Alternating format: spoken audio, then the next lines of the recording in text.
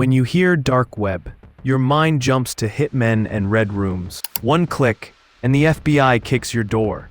That's the movie version. The real dark web is quieter, smaller, and far more disturbing. Let's explore what really happens there. Illicit marketplaces. Imagine Amazon. Now remove refunds, customer service, laws, and morality. That's a dark web marketplace.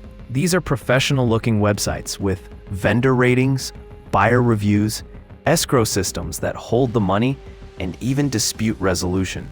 Yes, criminals invented trust systems. In 2025, major markets sell drugs, stolen data, fake documents, malware, fraud tools, and sometimes weapons. Payments are usually done in Monero. Because Bitcoin became too traceable, packages are shipped using stealth, vacuum sealing, fake labels, in boring, normal-looking boxes. And when one dark web market gets shut down, the crime doesn't stop. Sellers just move, rename it, and reopen somewhere else. Same vendors, same buyers, new logo. Like a video game, but illegal. Forums, where criminals actually talk. Marketplaces are where the money moves. Forums are where the knowledge spreads. Think Reddit, but everyone is either a criminal or pretending not to be one. People share new hacking methods, scam techniques, fresh data breaches, and recruitment posts for ransomware groups. But here's the funny part. Nobody trusts anybody. Scammers scam scammers. Fake reviews are everywhere. Admins vanish with user funds. It's total chaos, held together by usernames and lies. Drugs. This is the largest section of the dark web. Everything from weed, MDMA, cocaine, synthetic opioids, and especially fentanyl. This industry alone generates over $1 billion a year. Vendors use stealth shipping, vacuum-sealed packages, misleading product names, and decoy items to avoid detection. And this part has real victims. Overdoses, addiction, deaths. This isn't just internet crime. This is physical harm. Hacking for sale. Here's where things get uncomfortable. You don't need to know how to hack anymore. You can buy hacking. Ransomware as a service. Phishing as a service. DDoS as a service. You pay. You get the tools, the tutorials, and even customer support. Some ransomware groups give affiliates up to 85% of the ransom. That's not hacking.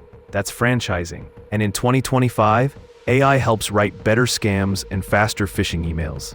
Stolen data markets. This is the part you're already connected to. Every major data breach, the stolen data ends up here. In 2025, over 15 billion stolen credentials are circulating online. Emails, passwords, cookies, session tokens. Your entire digital life often sells for less than a fast food meal. A full identity package called fullz, sold for $10 to $100, and it often appears just hours after a breach. If you didn't visit the dark web, but your data probably did. Ransomware groups. Modern ransomware doesn't just lock your files. It steals your data first. Then it threatens to leak it publicly if you don't pay. Hospitals, schools, small businesses. No one is too small to target.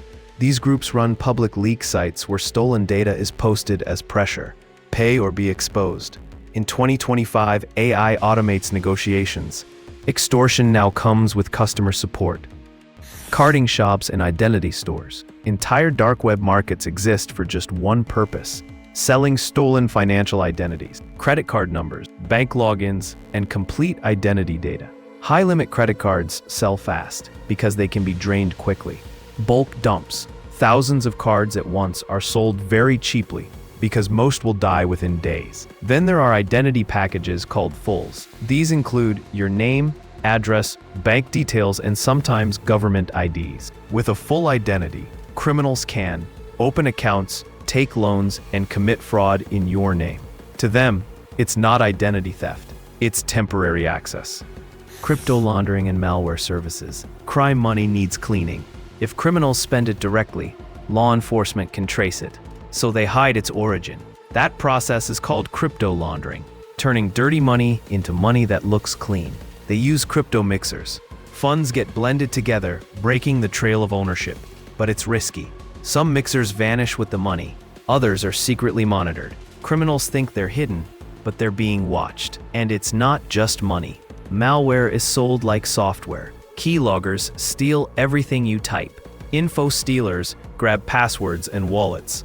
Remote access tools take full control. If it's detected, it's replaced. DDoS, access brokers, and leak sites. Want a website taken offline?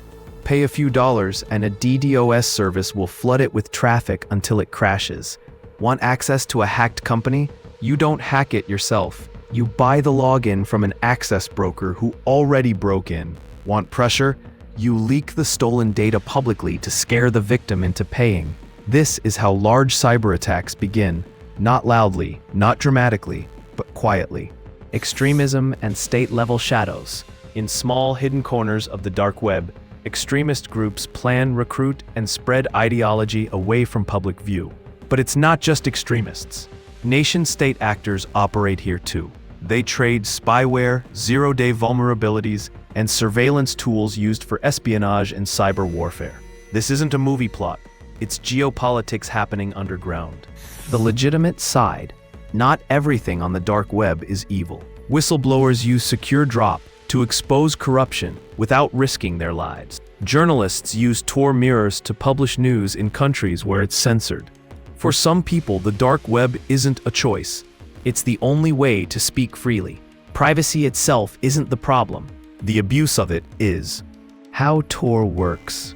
Tor hides you by bouncing your internet traffic through multiple volunteer computers around the world. Each computer only knows where the data came from or where it's going next, never the full path. Every layer hides the one before it, like peeling an onion. But Tor isn't magic. It doesn't make you invisible. One mistake, downloading the wrong file, logging in the wrong way, or revealing personal details is enough to get people caught. Behind every .onion address is a hidden economy worth billions. In 2026, it's smarter, faster, and quieter than ever. Curiosity brings people in. Consequences follow them out. What happens on the dark web rarely stays there. If you want to understand the internet before it understands you, subscribe. Stay safe, stay happy.